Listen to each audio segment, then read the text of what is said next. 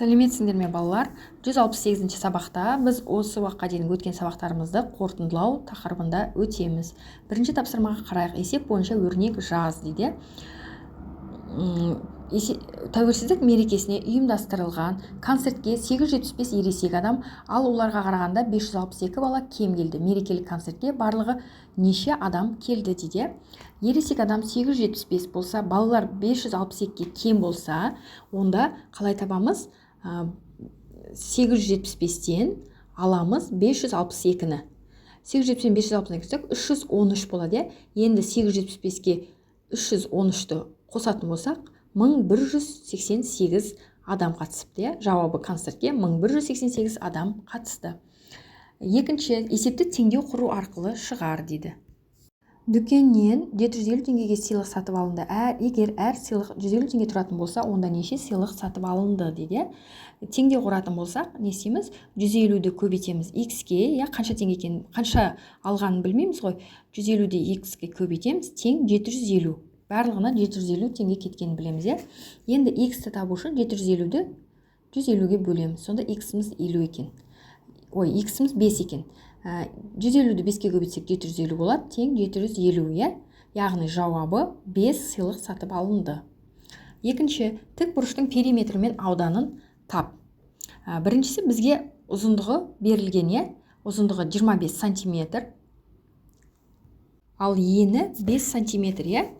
А тең 25, В тең 5 сантиметр. Сонда бұның периметрін табудың формуласын білесіңдер. А қосу В көбейтілген 2. 25-ті 5-ке қоссақ 30, 30-ді 2-ке бөлсек 60 сантиметр периметрі.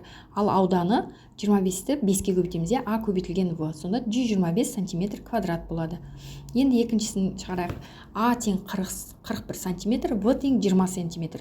Енді периметрін табу үшін 41-ді 20-ға қосамыз. 61, 12-ке бөлсек 122 сантиметр болады. Енді ауданын табайық. Ауданы 41 көбейту 20 тең 820 сантиметр квадрат болады.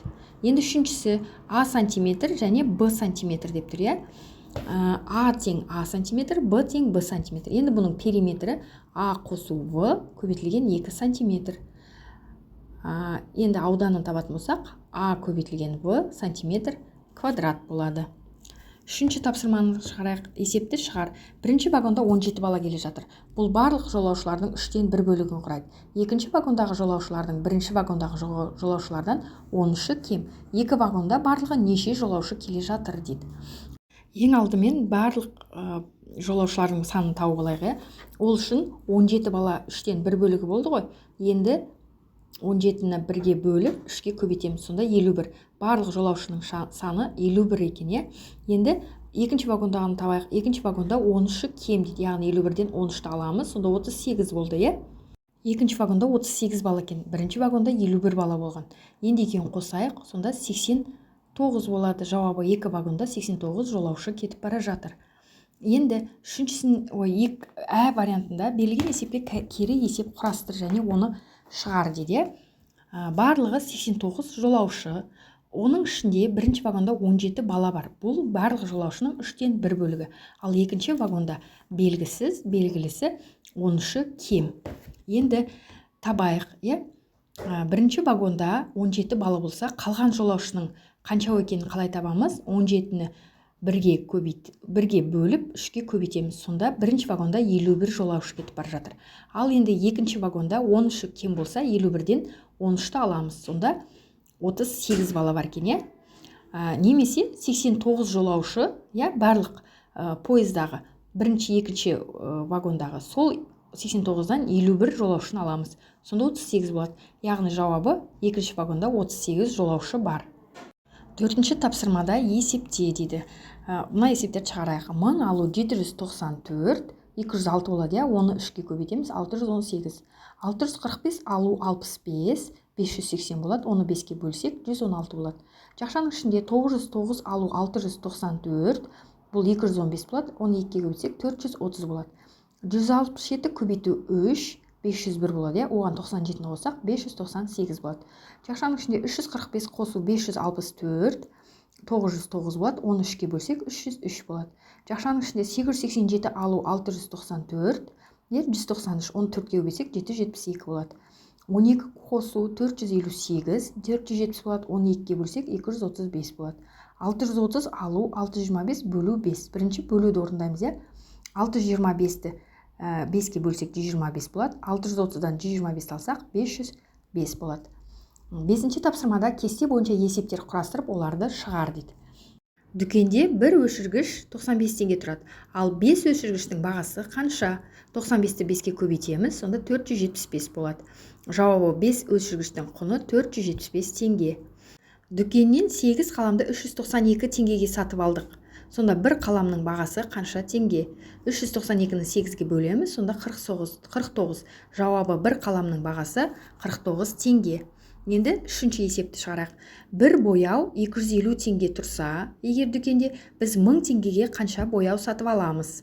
1000-ды 250-ге бөлсек 4 болады. Яғни жауабы 4 бояу сатып аламыз. 6-шы тапсырмада теңдеулерді шеш дейді. 7 көбейту x тең 980 бөлу 2. Алдымен 980-ді 2-ге бөлсек 490 болады. Яғни 7 көбейту x тең 490. Енді осыдан x табу үшін 490-ды 7-ге бөлеміз. Сонда x-іміз 70-ге тең екен. 7-ні 70-ге көбейтсек 490 болады. 980-ді 2-ге бөлсек 490 болады. А алу 250 көбейту 3 тең 500 бөлінген 10. 510-ға бөлсек 50 болады, е? Ал 250-ді 3-ке көбейтсек 750 болады. Енді осы жерден А-ны табу үшін 750-ді 50-ге қосамыз. Сонда А-мыз 800-ге тең болады екен.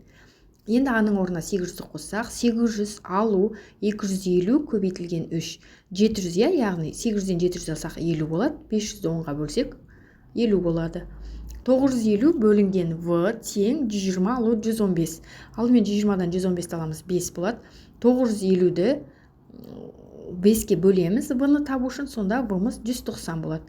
950 бөлу 190 5 болады. 120-дан 115 алсақ 5 болады, е? Енді 7-ші тапсырмаға қарайық. Бұл жерде де есепте дейді. 820 грамм бөлу 5, е?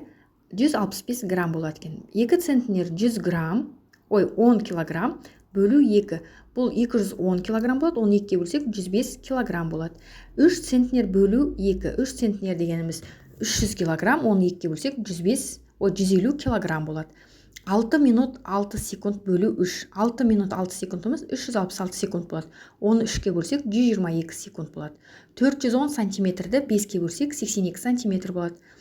4 сантиметр 2 миллиметрді 2-ке көбейтсек, 43 миллиметр ғой, соны 2-ке көбейтсек 86 миллиметр болады. Енді 4 метр 59 сантиметрден 69 сантиметрді аламыз. Сонда 390 сантиметр болады. 1 метрден 48 сантиметрді алатын болсақ, 1 метріміз 100 сантиметр, оған 48 сантиметрді алсақ 52 сантиметр болады. 10 дециметр алу 58 сантиметр, 10 дециметріміз 100 сантиметр, одан 58 сантиметрді алсақ 42 сантиметр болады. 8-ші тапсырмада әр сағат 2 сағат 15 минут 8 секундтан кейін қандай уақытты көрсетеді дейді. Бұл да оңай, 10 сағат 15 минут 40 секунд қосу 2 сағат 15 минут 8 секунд дейміз, Енді 10 сағатқа 2 сағат қоссақ 12 сағат болады, 15 минутқа 15 минут қоссақ 30 минут болады, 40 секундқа 8 секунд қоссақ 48 секунд, яғни 12 сағат 30 минут 48 секунд болады екен. Екіншісі 17 сағат 24 минут 54 секундқа 2 сағат 15 минут 8 секунд қосатын болсақ, 17 сағатқа 2 сағат қоссақ 19 сағат болады. 24-ке 15 минутты қоссақ 40 минут болады. 56 секундқа 8 секундты қоссақ 64 секунд болады, яғни 4 секундын жазамыз, Енді 23 сағат 4 минут 35 секундқа 2 сағат 15 минут 8 секунд қосатын болсақ, онда бізде 23 сағатқа 2 сағатты қосатын болсақ 24 и 1 сағат болып кетеді ғой, 1 сағат 14 минут 43 секунд болады. 9-ші тапсырмада егер жаяу адам бір жолмен 2 рет жүрмей барлық жолдан жүріп өтсе, онда неше метр жүретінін анықта дейді. Бұл жерде біз барлығын бір-біріне қосамыз. 102 қосу 210, қосу 98, қосу 152, қосу 160, қосу 70, сонда 792 метр болады екен. Яғни жаяу адам 792 метр жол жүреді.